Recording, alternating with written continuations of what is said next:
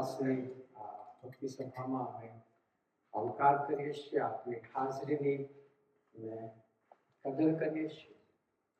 અને જે પ્રમાણે તમે જાણો છો એ પ્રમાણે આ વર્ષનું આપણું જે આધાર વચન છે, જે થીમ છે, એફએસી 4 અને 13, ત્યાં સુધી કે આપણે સૌ દેવના દીકરા પરના વિશ્વાસથી તથા તેના જ્ઞાનથી જે એક્ય થાય છે એ પ્રાપ્ત કરીએ અને એમ પ્રૌઢ પુરુષત્વમાં એટલે કે ખ્રિસ્તની સંપૂર્ણતાની પાયરીએ પહોંચીએ.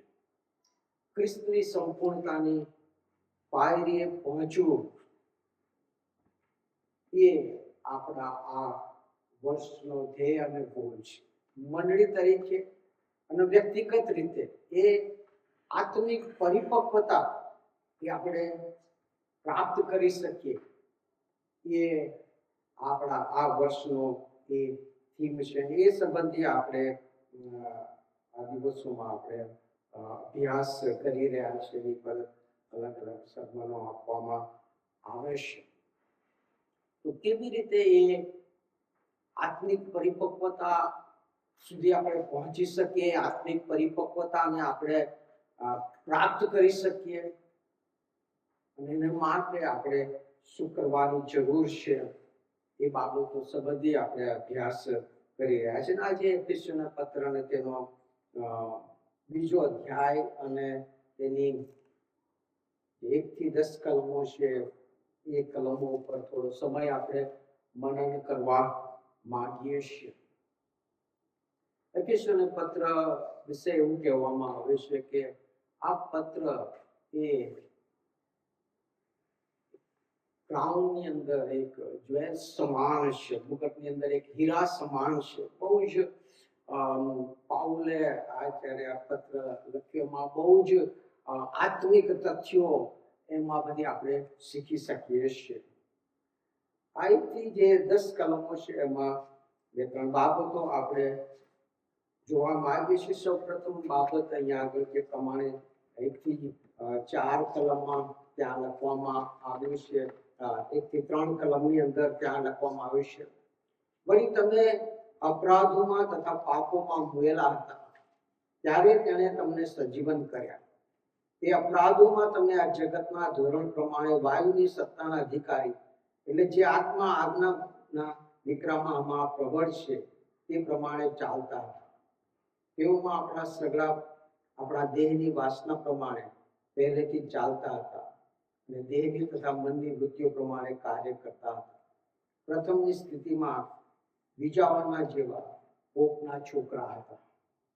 અમારી પાસે જો બાઇબલ હોય તો તમે એફેસીયોના પત્ર તેનો બીજો અધ્યાય અને તેની 10 કલમ તમે ખુલ્લી રાખશો કે જેથી કરીને આપણે જ્યારે પાછી જોઈએ ત્યારે આપણને ખબર પડે કે આપણે ક્યાં છીએ. પાઉલ જે અહીંયા આગળ જે બાબત કહેવા માંગે છે ને તો એ છે કે પ્રભુ ઈસુ ખ્રિસ્તનો આપણે સ્વીકાર કરો, પ્રભુ ઈસુ ખ્રિસ્તનો આપણે અંગીકાર કરો. પ્રભુ ઈસુ ખ્રિસ્તમાં આપણે આવ્યા પહેલા આપણી જે પરિસ્થિતિ હતી એ પરિસ્થિતિનું અહીંયા આગળ વર્ણન કરવામાં આવ્યું છે. સૌ પ્રથમ કહે છે કે તમે અપરાધો તથા પાપોમાં શું હતા? મુયેલા હતા. You are dead. આપણે મુયેલા હતા. Dead on arrival. આ પૃથ્વી પર જ્યારે આપણું આગમન થયું એ દિવસથી આપણે મૃત્યુ પામેલા હતા.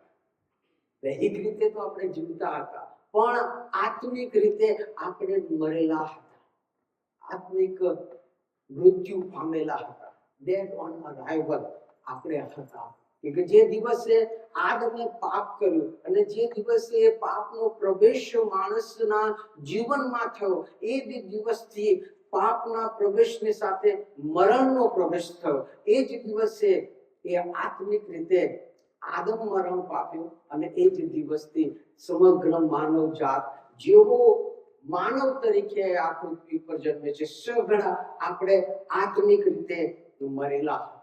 એટલે આપણે પહેલા આત્મિક રીતે આપણે મરેલા હતા, પાપોને અપરાધોમાં મુયેલા હતા. અને બીજી જે બાબત અહીંયા લખવામાં આવી છે કે આપણે એ વાયુની સત્તાના અધિકારી એટલે કે શૈતાનની સત્તાના અધિકારમાં હતા, પાપની અને શૈતાનની આપણે ગુલામીમાં હતા, એ પાપના દલદલની અંદર આપણે ફસાયેલા હતા. આપણે એમાંથી બહાર નીકળી શકવાના માટે યોગ્ય અને લાયક ન હતા. ઈશ્વરથી આપણે દૂર અને ઈશ્વરથી વેગળા હતા. પોપના દીકરા હતા. પોપ એ ઈશ્વરના ન્યાય શાસનને બતાવે છે કે ઈશ્વર એ આપણો ન્યાય કરનાર છે. એ પાપના કારણે જ્યારે આપણે ઈશ્વરથી દૂર છીએ, એ પાપના કારણે આપણો ઈશ્વર સાથેનો સંબંધ એ તૂટી ગયો છે. એટલા કારણે આપણે એ પોપના અહીંયા આગળ લખવામાં આવ્યું, તમે બીજાના જેવા પોપના છોકરા હતા. ઈશ્વરનો ન્યાય શાસન એ આપણી ઉપર હતો અને એ ન્યાય શાસનના કારણે જેમ બાઇબલ કહે છે કે સગડાએ પાપ કર્યું છે અને સગડા દેવના મહિમા વિશે અધૂરા છે અને પાપનો મુસારો એ મરણ છે, અનંતકાલિક નાશ છે. અનંતકાલિક નાશમાં આપણે જનારા, એ આપણું ભવિષ્ય હતું કે આપણે એમાંથી બચી શકીએ એમ નતા. આ આપણી પરિસ્થિતિ હતી. આપણે બેબસ હતા, આપણે લાચાર હતા, આપણે કોઈ પણ રીતે આપણે એમાંથી બહાર નીકળી શકીએ એમ નતા. આજે પણ ઘણા બધા લોકો એ પ્રમાણે વિચાર કરે છે કે મારી ધાર્મિકતા, મારા સારા કર્મો, મારી સારી બાબતો એ મને સ્વર્ગમાં લઈ જવાનો માટે પૂરતી છે. અને મોટા ભાગના લોકો, 99% લોકો આ ભ્રમક બાબતમાં આજે સપડાયેલા છે. દરેક વ્યક્તિને એવું ભાન છે કે હું સારો છું, હું ધાર્મિક છું અને માટે હું સ્વર્ગ રાજ્યનો વારસ બનીશ, હું સ્વર્ગ રાજ્યમાં જઈ શકીશ. પણ વાલાઓ, એ ભ્રમકતામાંથી આપણે બહાર આવવાની જરૂર છે. પ્રભુ ઈસુ ખ્રિસ્ત વગર આપણે હોપલેસ અને હેલ્પલેસ છે. પ્રભુ ઈસુ ખ્રિસ્ત વગર આપણે એ નાશમાં જનારા હતા. પ્રભુ ઈસુ ખ્રિસ્ત વગર આપણું ભવિષ્ય એ અનંતકાલિક નાશ, એ બળતી અગ્નિની ખાઈ હતી. એ જ આપણું ભવિષ્ય છે અને એમાંથી આપણને આપણી ધાર્મિકતા, આપણું સારાપણું, આપણા સારા કર્મો કશું જ આપણને બચાવી શકવાના માટે સમર્થ નથી. આ પરિસ્થિતિમાં આપણે હતા, બેબસ, લાચાર, અસહાય. એવી પરિસ્થિતિની અંદર જ્યારે આપણા ત્યારે અહીંયા ચોથી કલમમાં કહે છે, પણ જે દેવ કરુણાથી ભરપૂર છે તેણે આપણા ઉપર પ્રેમ રાખ્યો અને તેના અત્યંત પ્રેમને લીધે આપણે પાપોમાં મુયેલા હતા ત્યારે તેણે ખ્રિસ્તની સાથે સજીવન કર્યા. હાલેલુયા. પણ કે છે કે આપણે ત્યારે બેબસ હતા, લાચાર હતા, અસહાય હતા. આપણે એ પાપના દલદલમાંથી બહાર નીકળી શકવાના માટે આપણે અસમર્થ હતા. એ પાપની ગુલામગીરીની અંદર, એ શૈતાનના સકંજામાં આપણે સપડાયેલા હતા.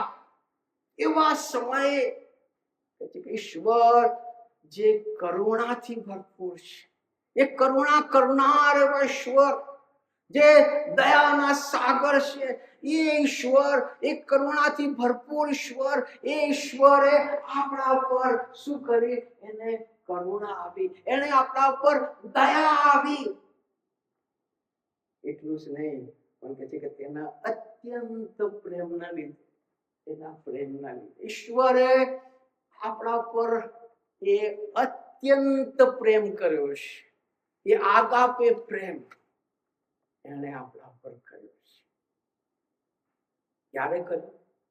તમે 5 અને 8 કહે છે, પણ જ્યારે આપણે પાપી હતા ત્યારે ખ્રિસ્ત આપણે સારું મરણ પામ્યા. અને એમ કરવામાં દેવ આપણા પર પોતાનો પ્રેમ શું કરે છે? પ્રગટ કરે છે. આપણે ધર્મી હતા, આપણે ન્યાયી હતા, આપણે સારા હતા, ત્યારે ઈશ્વર આપણા પર પ્રેમ નથી કર્યો. પણ આપણે આવી પરિસ્થિતિમાં હતા, આપણે પાપી હતા, ઈશ્વરના દુશ્મન હતા, ઈશ્વરના વેરી હતા, ઈશ્વરથી વેગળે હતા, ઈશ્વરની વિરુદ્ધ જીવન જીવનારા હતા, એ કોપના દીકરા હતા, એ નાશમાં જનારા હતા. આપણા માટે કોઈ આશા નહોતી, અસહાય હતા. એવા સમયે ઈશ્વરે આપણા ઉપર પ્રેમ કર્યો અને ઈશ્વરનો પ્રેમ એને ઈશ્વરને સ્વર્ગ રાજ્ય છોડીને આ પૃથ્વી પર મારા ને તમારા માટે લઈ આવ્યા. ઈશ્વરનો પ્રેમ એ આપણી જ્યાં હતા, જે હાલતમાં હતા, જે પરિસ્થિતિમાં હતા, એ હાલતમાં, એ પરિસ્થિતિમાં એમણે લઈ આવ્યા. એ ઉત્પન્ન કરતા ઈશ્વર તમારા ને મારા માટે એ ઉત્પત્તિ બન્યા.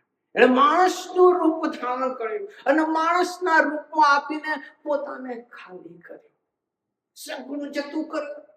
એ માન, એ મહિમા, એ ગૌરવ, એ ઉચ્ચ અને ઉન્નત રાજ્યસન પર બિરાજમાન, કે જેની હજુરીમાં હજારો દૂતો અને 24 વડીલો અને સરાફીમ કરવો નિરંતર જેની સ્તુતિ, જેની પ્રશંસા કરતા રહે. આવા મહાન ઈશ્વર આપણને આવી દરિદ્રતામાં જોયા, આવી અસહાય પરિસ્થિતિમાં આપણને જોયા. એ પ્રેમ ઈશ્વરનું સુખ છોડી દઈને આ પૃથ્વી પર લઈ આવ્યા અને પોતાને એમણે ખાલી કર્યું. એટલું જ નહીં, આપણે જયારે પાપી હતા ત્યારે ખ્રિસ્ત આપણે સારું મરણ, આપણા પાપની પૂરેપૂરી કિંમત જે મારે ને તમારે ચૂકવવાની જરૂર હતી, જે મારે ને તમારે આપણા પાપને કારણે એ નાશમાં અને નરકમાં જવાની જરૂર હતી, એ નરકની પૂરી યાતના પ્રભુ ઈસુ ખ્રિસ્તે એ કાલ્વરીના વધસ્તંભ પર એમણે સહન કરી. પૂરેપૂરી, પેઇડ ઇન ફૂલ, સંપૂર્ણ થયું, ટેટલેસ્ટાઈ, પેઇડ ઇન ફૂલ. આપણા પાપની પૂરેપૂરી કિંમત પ્રભુ ઈસુ ખ્રિસ્તે એ કાલ્વરીના વધસ્તંભ પર એમણે ચૂકવી છે. અને એ વધસ્તંભ ઈશ્વરના પ્રેમની પરાકાષ્ઠા બતાવે છે કે જુઓ, હું તમારા પર કેટલો અત્યંત પ્રેમ જે હું તમારી પર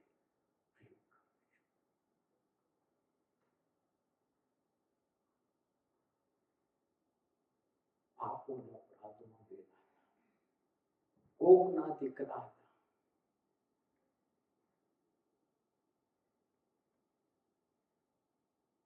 અસહાય, હોપલેસ અને હેલ્પલેસ કન્ડિશનમાં હતા. ઈસુ આપણે જ્યાં હતા ત્યાં પાસે અને એમણે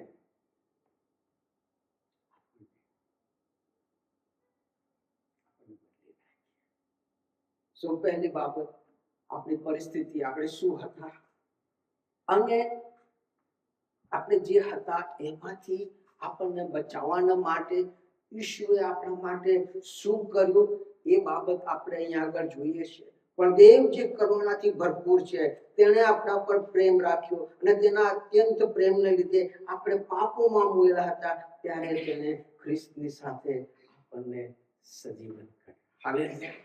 આપણા પાપ, આપણા અન્યાય, આપણા અપરાધો આપણને માફ કર્યા.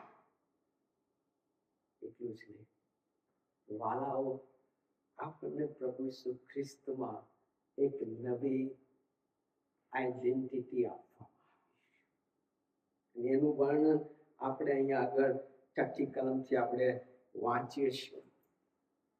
અને તેની સાથે આપણને ઉઠાડ્યા, ખ્રિસ્ત ઈસુમાં સ્વર્ગીય સ્થાનોમાં તેની સાથે બેસાડ્યા, જેથી આપણા પર તેની દયાને લીધે તે આવતા યુગમાં ખ્રિસ્ત ઈસુમાં પોતાની કૃપાની અતિ ઘણી સંપત્તિ દેખાડે. કેમ કે તમે કૃપાથી વિશ્વાસ દ્વારા તારણ પામેલા છો. એ તમારાથી નથી, એ તો દેવનું દાન છે, કરણીઓથી નહીં, લખીને કોઈ અભિમાન કરે. કેમ કે આપણે તેની કૃતિ છે અને સારી કરણીઓ કરવાને ખ્રિસ્ત ઈસુમાં આપણને ઉત્પન્ન કરવામાં આવ્યા છે.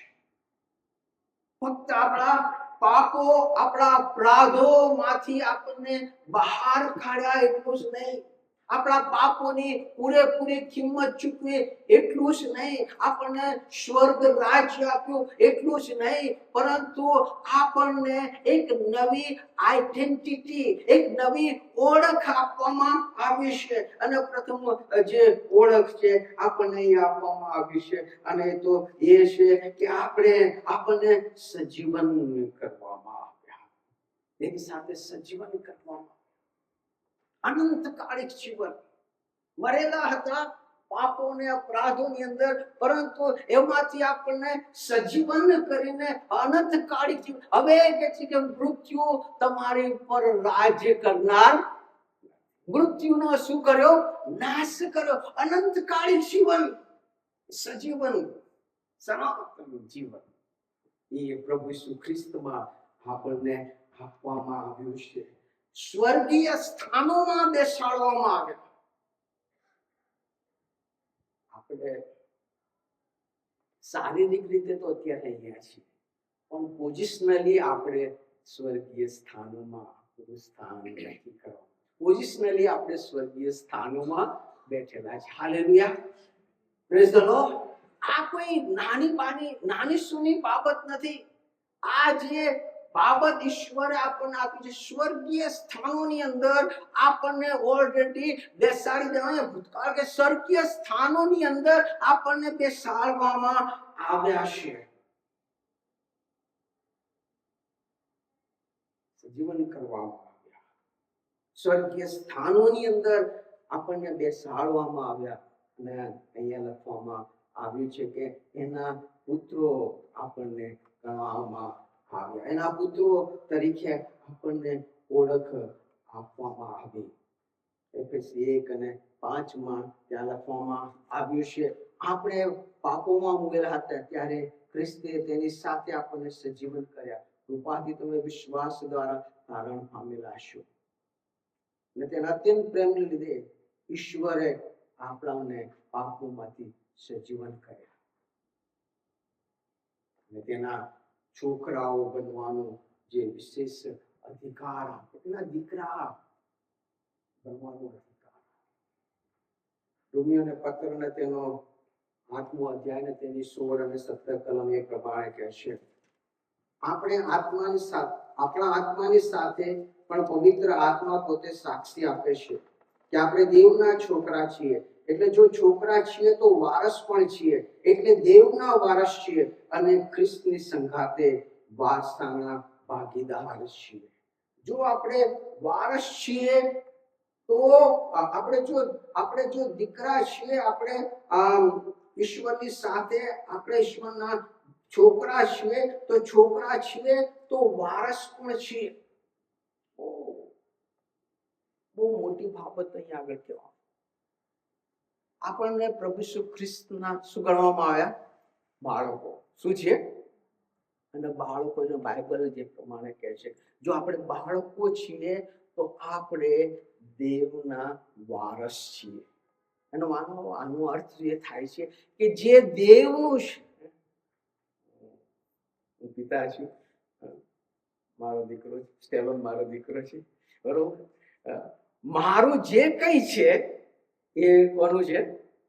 સ્ટેલોનનું છે. કે દીકરા તરીકે એની પર શું છે? એ અધિકાર છે. વાલાઓ, આ બહુ મોટો આશીર્વાદ છે કે આપણે ફક્ત દીકરા તરીકે આપણને ગણવામાં આવે છે નહીં, પણ દીકરા તરીકે આપણને એના વારસનું જે કઈ છે એ સઘળું આપણને આપવામાં આવ્યું છે. આપણે ઈશ્વરના વારસ છીએ અને વારસ તરીકે આપણને સઘળું આપવામાં આવ્યા છે. અને એટલે જ અહીંયા પહેલો અધ્યાયમાં ત્યાં લખવામાં આવ્યું છે કે આપણને ખ્રિસ્ત ઈસુમાં આપણને આત્મિક સઘળા આશીર્વાદોથી, આપણને દરેક આત્મિક આશીર્વાદથી આપણને ખ્રિસ્ત ઈસુમાં આશીર્વાદિત કરવામાં આવે છે. પેલો અધ્યાય તેની 3જી કલમ ત્યાં પ્રમાણે કહે છે, પણ આપણા પ્રભુ ઈસુ ખ્રિસ્તનો દેવ તથા બાપ સ્તુત્ય હો, તેણે સ્વર્ગીય સ્થાનોમાં દરેક આત્મિક આશીર્વાદથી આપણને ખ્રિસ્તમાં આશીર્વાદિત કર્યા છે. We are already blessed. આપણને સગળા આશીર્વાદથી આશીર્વાદિત કરી દીધા છે. આપણે જ્યારે પ્રભુ ઈસુ ખ્રિસ્તનો અંગીકાર કર્યો, સ્વીકાર કર્યો, આપણે એના દીકરા, એના બાળકો બન્યા, આપણે એના વારસ છીએ. આપણને એનો સગળો ઈશ્વરનું જે કંઈ છે તે મને ને તમને આપવામાં આવ્યું છે. એફએસી 5 અને 8 કહે છે કે આ કેમ કે તમે તેની કૃતિ છો, તમે તેની કૃતિ છો.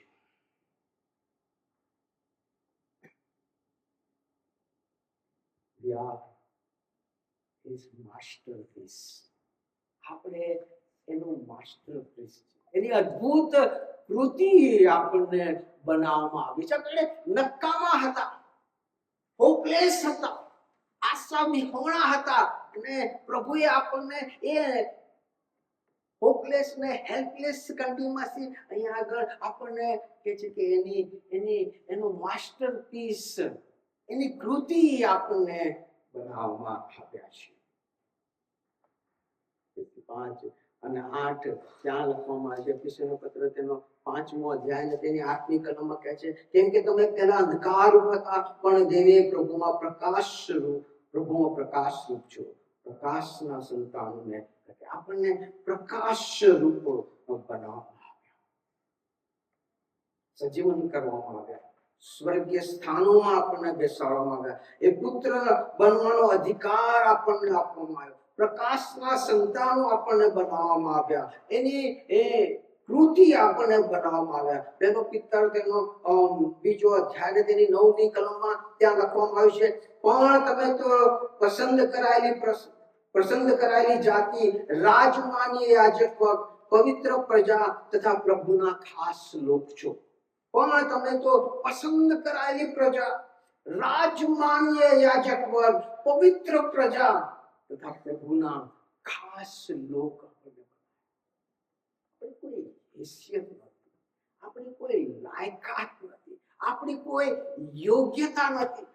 પ્રભુ ઈસુ ખ્રિસ્તની અંદર આ જે આપણને આઈડેન્ટિટી, આ નવી જે આઈડેન્ટિટી, આ નવી જે ઓળખ આપવામાં આવી છે, એની સરખામણી એ કશાની સાથે થઈ શકે એમ નથી. પસંદ કરાયેલી જાતિ, રાજમાન્ય યાજક, પવિત્ર પ્રજા, ઈશ્વર ખાસ લોક આપણને. પેલો કોરિન્થી 12 અને 27 ત્યાં લખવામાં છે, હવે તમે ખ્રિસ્તનું શરીર છો અને તેના જુદા જુદા અવયવો છો. તમે ખ્રિસ્તનું શરીર છો. આપણને ખ્રિસ્તનું શરીર બનવાનું, શરીર બનાયા. કેટલી મોટી આઈડેન્ટિટી. પ્રભુ ઈસુ ખ્રિસ્ત કે જે રાજાઓના રાજા, જે પ્રભુઓના પ્રભુ, જે ઉત્પન્ન કરતા ઈશ્વર, એના શરીરના અવયવો આપણને બનાવ્યા છે. આ કોઈ નાની સુધી આઈડેન્ટિટી. સમય નથી, 40થી વધારે બાબતો આપણને પ્રભુ ઈસુ ખ્રિસ્તની અંદર પ્રાપ્ત થાય છે. હાલેલુયા. જે બાબત તમારી સમક્ષ હું લાવવામાં આવું છું કે આપણે કશું જ નતા,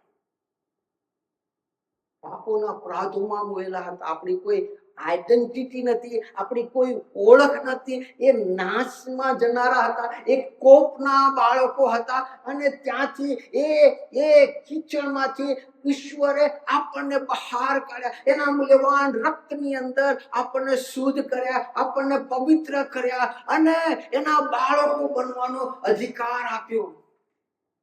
એક નવી આઈડેન્ટિટી, એક નવી ઓળખ આપી. ઈશ્વરના સંતાનો, ઈશ્વરના વારસ, એ રાજમાન્ય યાજક વર્ગ, એ પવિત્ર પ્રજા અને સ્વર્ગીય સ્થાનોમાં આપણને બેસાડવામાં આવ્યા. એનો શરીર બનવાનો આપણને અધિકાર આપ્યો. હાલેલુયા. શું આપણે આજે પ્રભુ ઈસુ ખ્રિસ્તે જે પ્રભુ ઈસુ ખ્રિસ્તમાં આપણને જે આઈડેન્ટિટી મળી છે, આ ઓળખ મળી છે, એ ઓળખમાં આપણે પ્રાઉડ ફીલ કરીએ છીએ? જે આપણે એવા સમાજમાં દુનિયામાં જ્યાં રહીએ છીએ કે જ્યાં આગળ સ્ટેટસને બહુ પ્રાધાન્ય આપવામાં આવે છે, માન આપવામાં આવે છે. મારી પાસે બંગલો છે, મારી પાસે ગાડી છે, મારી પાસે સારી નોકરી છે, મારી પાસે હોદ્દો છે, મારી પાસે સ્થાન છે, હું 4 પગલા ઊંચો થઈને ચાલું છું. I have status in the society. સાચી વાત છે. અને ઇન્ડિયા છીએ ને, એનઆરઆઈ શેનું સ્ટેટસ લાગે? એનઆરઆઈ. લંડનમાં રહું છું, અમેરિકામાં રહું છું, કેનેડામાં રહું છું. સ્ટેટસ છાતી ફૂલાઈને ચાલીએ છીએ. 5 કિલોમીટર એનઆરઆઈ સ્ટેટસ. અભિમાન કરીએ છીએ આપણા સ્ટેટસ, કરીએ છીએ. જે કહેવા માંગુ છું, આ દુનિયાવી સ્ટેટસ એ તો કશું નથી. ઈશ્વરે પ્રભુ ઈસુ ખ્રિસ્તે એ મોટી કિંમત ચૂકવીને એનામાં આપણને જે સ્ટેટસ આપ્યું છે, એ દેવના દીકરા બનવાનો અધિકાર, એ રાજ્ય માન્ય યાજક વર્ગ, એ પવિત્ર પ્રજા, એના ખાસ લોક, એનું શરીર. આ જે સ્ટેટસ આપણને મળ્યું છે, એની સરખામણીમાં એક દુનિયાની કોઈ સ્ટેટસ આવી શકે એમ નથી. આ જે ઇંગ્લેન્ડનો રાજા છે ને, એનું સ્ટેટસ પણ આપણી સાથે, કે આપણે તો રાજાઓના રાજા ના શરીરના હોય છે. Hallelujah, praise the lord.